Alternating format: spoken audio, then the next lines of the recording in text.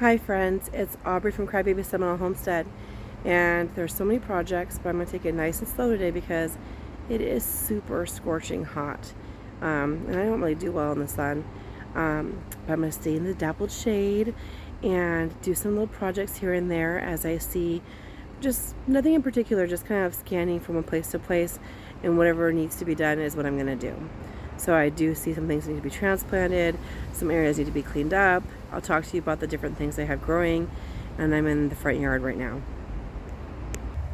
The oak trees I transplanted in one of my recent videos are doing very well. My husband thought that they were hazelnuts. This morning he's like, there's all these hazelnut trees growing over here. It's like, no, those are little oak trees. I kind of wish they were hazelnuts. That'd be awesome.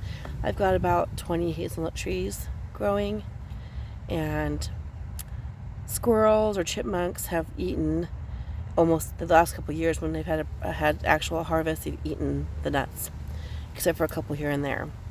But these are oak trees, and they're doing really well. I just watered them. And remember, these are potatoes. These are volunteers. So if you don't pick all your potatoes, I purposely will leave a few behind, a few smaller ones, and then it's a lucky thing I did because I had a hard time finding seed potatoes this year. I did recently find some that I had to plant, but I had a hard time finding them. So I already have some growing in these containers, which I'm very excited about.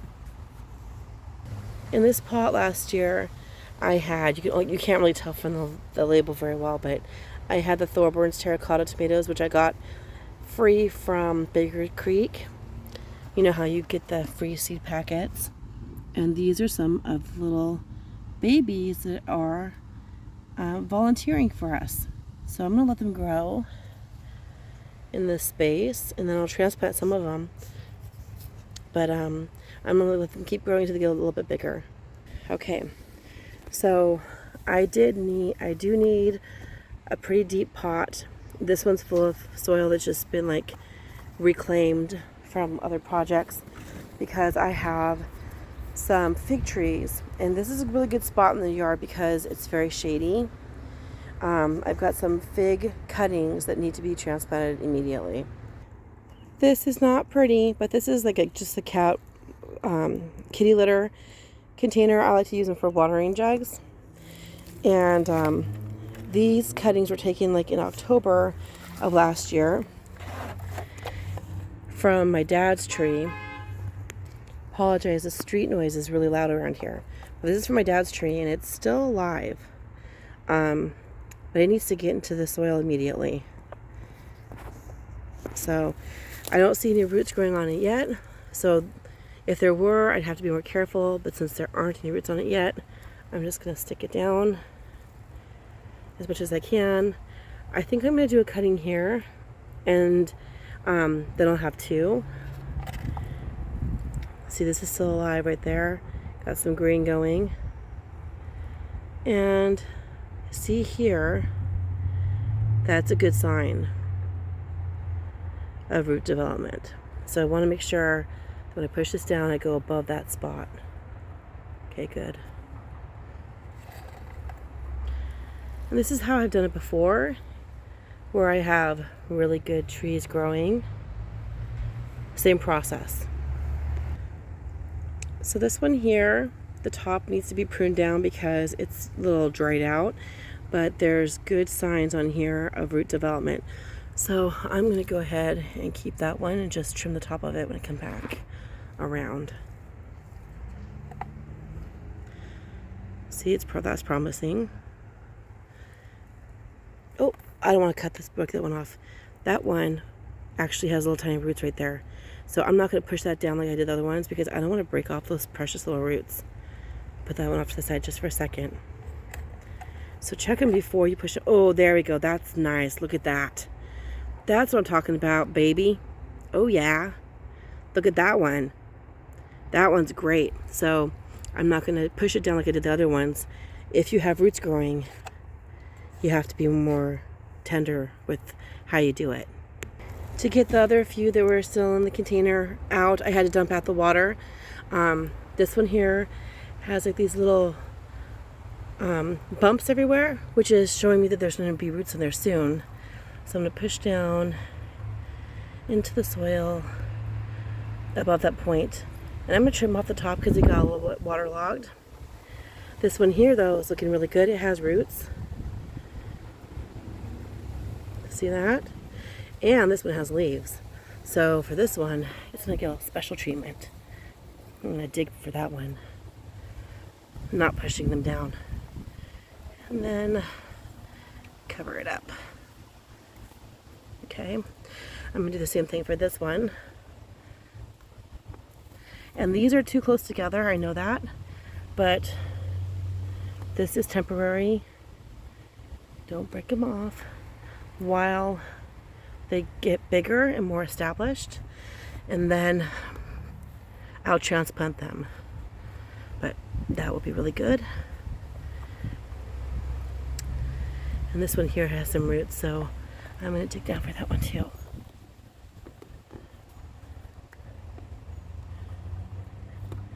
And fill it in.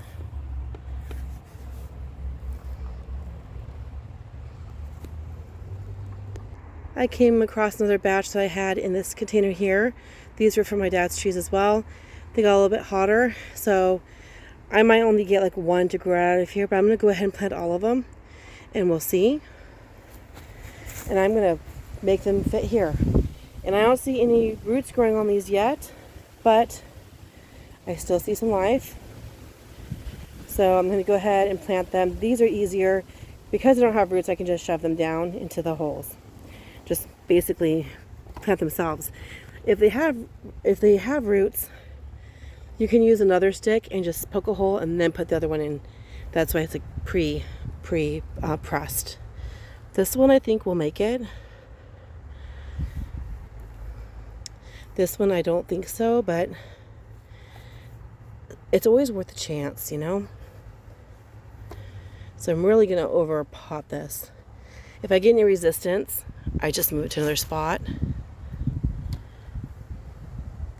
This one might actually make it.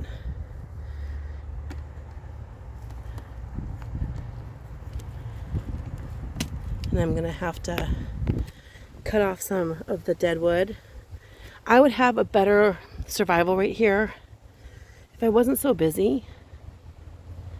But to think about it this way, my stepmom and my dad had their tree pruned. My husband actually pruned it for them. And all those cuttings were going to just go into the garbage. And I asked for the cuttings. So any life that comes out of here is a success. So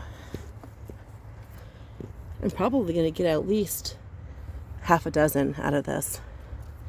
If I had done this sooner, I would probably have like 90%. But you know, we all have lives and we get busy sometimes. And then I could spend all day feeling guilty, which I kind of do feel guilty about it. But if guilt only serves to discourage me from doing it again, then that's a waste. Okay, so those are planted, and I'm going to put some more water, which was what they're sitting in, which is kind of like a soupy hormone soup now because of all those rooting hormones that they let off. And I gotta keep this really well watered. And they're in the shade. You don't want cuttings in direct sunlight.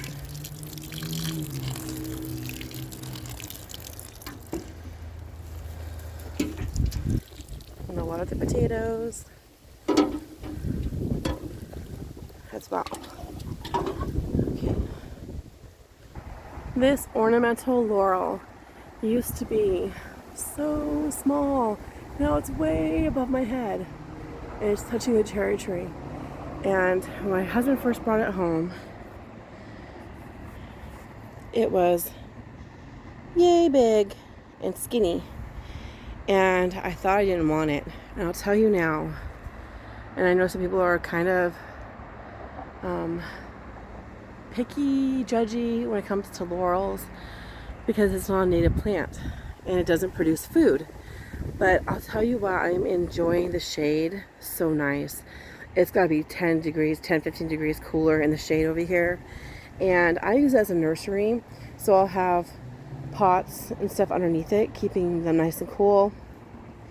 And underneath here, and then for years I had pawpaw trees in pots underneath so that they kept them from burning. And that was good because I was able to mimic how pawpaw seedlings grow. They need to be in the shade, and then as they mature, then they come out of the shade. So I was able to mimic that by having this ornamental laurel as like a nurse area. Down below here, I've got laurel seedlings, and I even have some in these trays right there. And so I'm going to be, in some other video, I'm going to be potting those up. I've given them away at plant swaps many times, but we have some property that's not buildable that I'm going to actually try to propagate some of these there, because I think they're so beautiful. And when they flower, they have like this cascade of flowers. And if it's a hot day in the evening, it smells like jasmine. Bumblebees will be all over the flowers. They just love them. Now they do really drop their seeds, and I'm sure that's why people think of them as like, oh, they could be invasive. But it has a really beautiful tree form. At least mine does, you know, and you can shape it how you want to. You could probably make this into a topiary or something like that when it's younger. You could probably try to bonsai it. But oh my gosh, you guys, I am so enjoying the shade underneath this ornamental laurel. So I'm not going to judge people for growing something that's beautiful. I also compost. I'll take the leaves and I'll compost them and make soil from all the leaves. And it's evergreen, so it stays green all year long, so it's beautiful. The lupine flowers are even looking even more vibrant today than they were. And some of the leaves are showing stress of how hot it is, but I watered them and they're perking back up, so I'm really happy. Isn't that leaf pattern just beautiful? I love it. These are lupine. If you don't grow them, you need to. Nitrogen fixtures, so lovely. I'm worried about these plants we had out here from the other day because I think it's going to be too hot, so I'm going to move these more into the dappled shade. The other day I went to a plant swap with my friend, the gardening artist. She has her own YouTube channel. Check her out. She already made a video of what she got, and I'll make a video later. This is just a few of the things. And I already repotted some items because I didn't want them to die in the stress of the sun. This is my little work in progress area. I'll do more on those later. I'm just too hot, you guys. I'm going to call it a day. I love y'all. Love y'all. Love your support. God bless you. And I'll see you on the next video.